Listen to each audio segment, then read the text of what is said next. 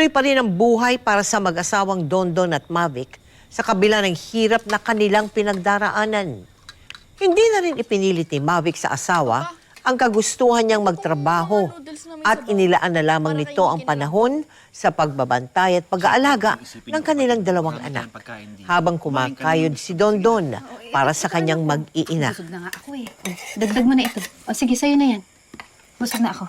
Papa, hanggang kailan po ba ganyan si Nikki? Hanggang paglaki niya, sa tiyan pa rin siya pupupo. Paano yan?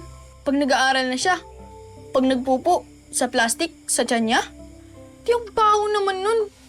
Pagtatawanan siya ng mga classmate niya. Kawawa naman si Nikki. Kaya ikaw bilang kuya niya, dapat ikaw yung tagapagtanggol niya kapag tinutokso siya. Kailangan mo siya ipagtanggol. Kaya mo ba yun? Opo naman. Hoy, kayo huwag niyong tinutokso yung kapatid ko. Huwag niyo siya aapin. Babatiin ko kayo ng tayo niya. Gusto niyo yan?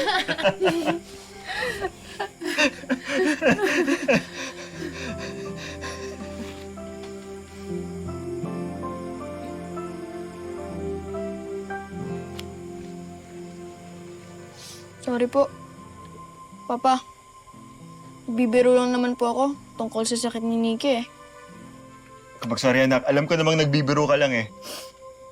Kaya ngayon lang tayo naging ganito ulit. Yung tumatawa ng masaya talaga. Tsaka anak, walang sakit ang kapatid mo. Hindi yung sakit. Alam ko po yun, Papa. Hindi po papabayaan ni Jesus si Nikki. Tsaka hanggang paglaki niya, ako po ang magbabantay at magtatanggol sa kanya. Love ko po si Nikki. Love ko rin po kayo, Papa, Mama. Mahal natin si Nikki, anak. Magiging masaya rin tayo. Gagaling din yung kapatid mo. Ikaw, si Nikki, papa mo, ako. Tayong apat, magkasama.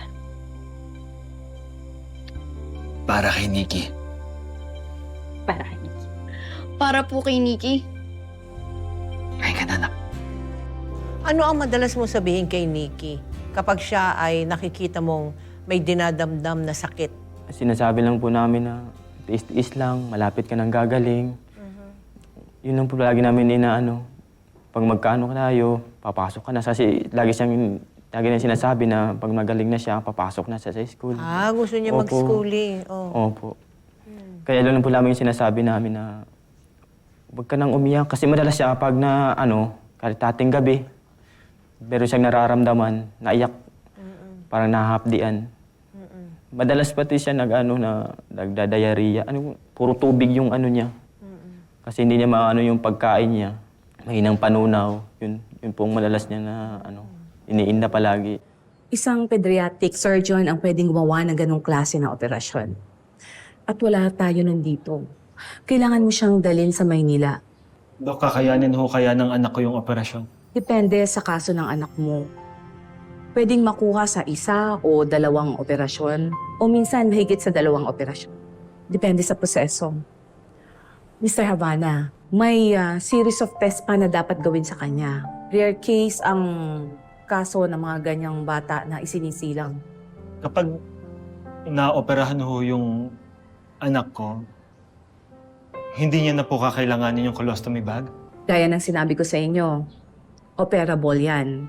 Pero malaki ang pag-asa nating hindi na siya gagamit o magdedepende sa colostomy bag hanggang sa paglaki niya. Dok, magkano ho kaya yung aabutin ng operasyon? Maaring umabot yun ng hanggang 80,000 o mas mababa kung may isang public hospital na makakakuha ka ng assistance. Hanggat sa uwi namin ng bahay, tinatanong ako ng asawa ko, okay ka lang? Sabi ko, okay lang ako. Pero sa dibdib ko, hindi ko alam kung anong gagawin. Inikot ko yung lahat ng ospital dyan, wala talaga. Hanggat naisipan ko, may midwife doon sa isang tinatrabahuan ko, sa isang mall. Naisipan ko, sabi ko, ma'am, meron po kayong alam na nag-opera ng bata na yung walang butas sa Sabi niya, hintayin mo yung doktor na pupunta dito. Saka kami nabigyan ng referral po. Minsan sa isang buwan, 3 beses kami napunta dito. Oo. Gigising kami ng alas 12 o alauna ng madaling araw. Madaling araw? Opo. Bakit? Kasi Ah, para napakaaga. pagdating namin dito, mauna kami sa pila. Mauna kami sa listahan. Oo. Para mauna kami matawag para makauwi agad Makauwi kami. naman kayo, hindi Opo. kayo gabihin. Opo. Ganun. Minsan kasi abutin kami ng alas 3 dyan, alas 4. Oo. Mga alas 10 na po kami minsan makakauwi doon. Mm. Kaya po madalas na ano namin. Ano, pagdating sa ospital, ano yung mga nakita mong kalagayan ng ibang child patients, yung mga batang pasyente? Marami. Mas malala pa po yung iba. Oo. Oo, yung iba may ganun ding sakit kaso meron pang kumbaga kambal na sakit. Oo. Sabi ko, maswerte ka pa rin, sabi ko. Sabi ko sa kanya, tingnan mo mga bata, oh. Hindi naiyak kahit meron ng ano. Kasi siya, parang trauma na sa pag napunta ng ospital. Sa labas pa lang. Umiiyak na, o ayaw na. Ayaw na nang niyang pumasok. Oo. Oo nga naman. Sabi ko sa kanya, pag hindi tayo papasok dyan, hindi ka gagaling, sabi ko. Totoo ba, Nay? Akin na lang to? Ang linaw pa ng camera, Nay, oh. Oo. Alam mo, may nagbenta sa akin, mura lang. Malay ko ba naman gumamit ng ganyang kahirap na cellphone? Okay na ako dun sa ginagamit kong cellphone, ha? Tsaka syempre, naisip kita. Pwede mong picturean at saka videohan yung mga anak mo. Di ba? Subukan ko nga, Nay. Jepoy! Anak! Tingin nga rito. Oh, Oh, Dino, oh. oo nga. Pogi, oh. Mahal! Oh! Lapas ka nga rito. Ano yan? Tingnan mo. Ah, ang ganda naman. Tao na yan! Di pa ako naliligaw! Nikki, anak. Tingin nga dito. Ayan. Bakit ka, mahal? Video mo si Nikki. Tapos, pa-discover mo. Baka pwede siya maging artista. Baka pwede siya sa horror. Pero, siya yung aswang. Papa, oh, si Kuya, inaasar na naman ako. Huwag mong pansinin yan.